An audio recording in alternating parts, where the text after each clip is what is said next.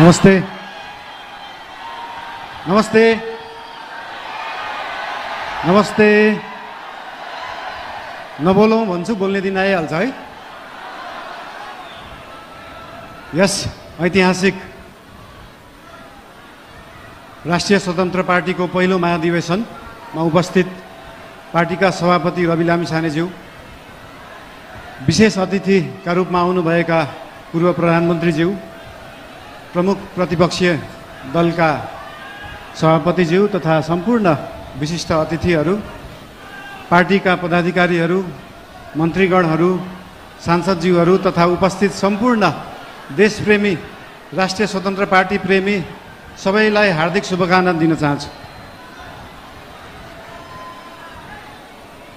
कुरा कताबाट सुरु गरौँ त? आज खासमा चाहिँ यो महाधिवेशन भनेको पार्टीको विषयमा बोल्ने, पार्टीलाई कसरी सुदृढ बनाउने, पार्टीलाई कसरी बलियो बनाउने, हाम्रो पार्टी जुन एउटा सानो महत्त्वाकांक्षा, सानो इच्छा, सानो देश बनाउने हुटुटीले सुरु भएको पार्टी आज महाधिवेशनको पहिलो दिनसम्म आउँदै गर्दाखेरि यो पार्टी, यो आन्दोलनको रूपमा भएको पार्टी, भावनाको रूपमा भएको पार्टीलाई संस्थागत गर्ने, स्थापित गर्ने दिनमा आउँदाखेरि हामीले धेरै जसो पार्टीलाई कसरी एक ठाउँमा ल्याउने भन्ने नै कुरा गर्नुपर्छ।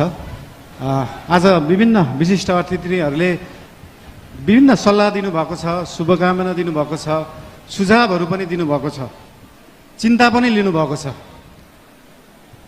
सरकार भनेको त गाडी जस्तो हो, गाडीमा एक्सिलेटर मात्र होइन, ब्रेक हुन्छ, ब्रेक पनि लाउनुपर्छ भनेर चिन्ता पनि मान्नुभएको छ। त्यस्तो चिन्ता चाहिँ लोकल रोडहरूमा हिँड्दाखेरि गाडी सिधा गइराख्दाखेरि कहिले लेफ्टबाट गाडी आउँछ, कहिले राइटबाट मान्छेहरू आउँछ, तर हाम्रो गाडी लोकल रोडमा हिँडेको गाडी होइन, हाम्रो एक्सप्रेस वेमा हिँडेको गाडी हो। गन्तव्यमा पुगेपछि मात्रै ब्रेक लाग्छ, गन्तव्यमा पुग्नुभन्दा अगाडि ब्रेक लाउन जरुरी हुँदैन।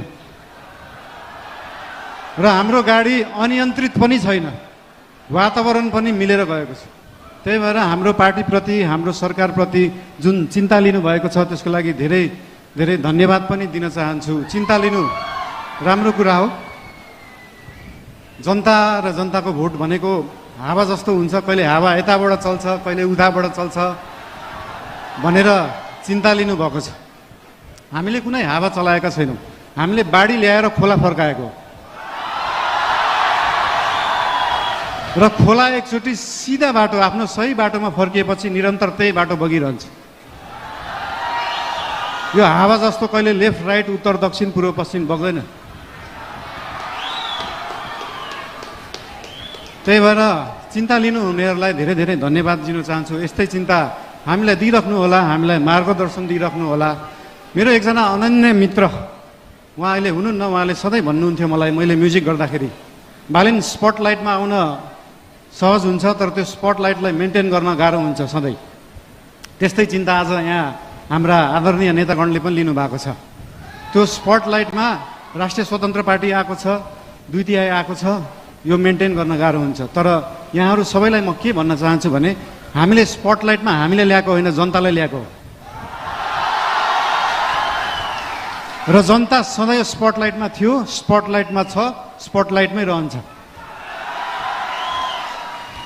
हामीले दिएको प्रकाश नेतालाई दिएको प्रकाश होइन। हाम्रो सूर्य नेताप्रति मात्रै चम्किँदैन, हाम्रो सूर्यले जनतालाई प्रकाशित गर्छ। त्यही भएर यो जनता सधैँ अगाडि नै रहन्छ।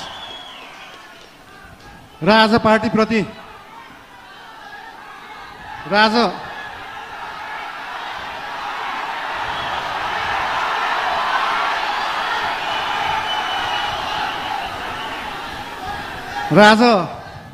पार्टीको विषयमा विशेष गरी कुरा राख्नुपर्छ भनेरै हाम्रो पार्टीको चिन्तन कस्तो हो, लेफ्ट हो, राइट हो, सेन्टर हो, धेरै चिन्ता लिइराख्नु पर्दैन। हाम्रो पार्टी विकासवादी पार्टी हो, विकास गर्ने, काम गर्ने पार्टी हो।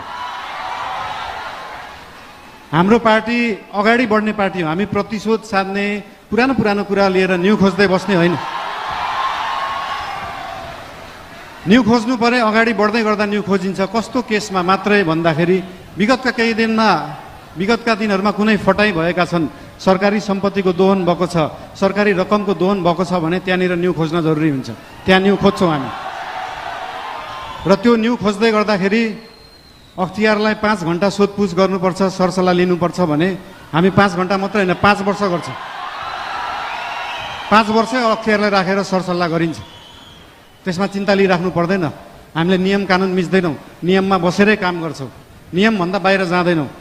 हाउभाउ हेर्दाखेरि यस्तो सोसल मिडियाहरू हाउभाउ हेर्दाखेरि अलिकति अनियन्त्रित देखिएला, त्यो देखिएको मात्रै हो। सबै चिज नियन्त्रणमा छ, कुनै चिज आउट अफ कन्ट्रोल गएको छैन। चिन्ता कुनै विषयमा लिनु पर्दैन। सीमाको विषयमा पनि चिन्ता लिनुभएको थियो। हामीले सीमाको विषयमा बोल्दाखेरि पक्कै पनि जुनसुकै देशसँग सीमाको विषय कुरा गर्दाखेरि उहाँहरूले पनि आफ्नो आपत्ति जनाउनुहुन्छ। आपत्ति जनाउनु भयो, मलाई अचम्म लाग्यो। ल ठिक छ, तपाईँहरूसँग प्रमाण छ भने ल्याउनुहोस्। हामीसँग त प्रमाण छ, हामीसँग कालापानी लिपुलेखको प्रमाण छ। र त्यो प्रमाण लिनलाई हामीले पहिला ब्रिटिसले राज गर्दाखेरि त्यो प्रमाण ल्याउनुपर्छ भने ल्याउँछौँ भनेका हो। हामीले ब्रिटिसलाई मध्यस्थकर्ता राख्न खोजेका होइनौँ। हामी हाम्रो छिमेकीहरूसँग उपगुट बनाउने एउटा कुरा तपाईँहरूलाई यहाँ हुनुहुन्छ होला, महाधिवेशन प्रतिनिधिहरू हुनुहुन्छ होला, यहाँ केन्द्रीय सदस्य उठ्छु भनेर बस्नुभएका व्यक्तिहरू हुनुहुन्छ होला, पदाधिकारी उठ्छु भनेर बस्नुभएका व्यक्तिहरू हुनुहुन्छ होला। तपाईँहरूलाई एउटा कुरा स्पष्ट के भन्न चाहन्छु भने एउटा राम्रो नेता बन्नलाई, एउटा राम्रो राजनीतिज्ञ बन्नलाई जनताको आस्था, जनताको माया जित्नुपर्छ, कुनै समूहको मायालाई हुँदैन। त्यही भएर समूह बनाउने पछाडि नलाग्नु होला। त्यस्तो बिउ अहिले नै नरोप्नु कि त्यो बिउ भोलि रुख बनेर बिचबाट फाड्नु परोस्। त्यही भएर यस्तो बिउ रोप्ने काम, यस्तो रुख पलाउने कामहरू हामी चाहिँ नगरौँ। हामीले पुरानाहरूबाट यो सिक्नुपर्छ।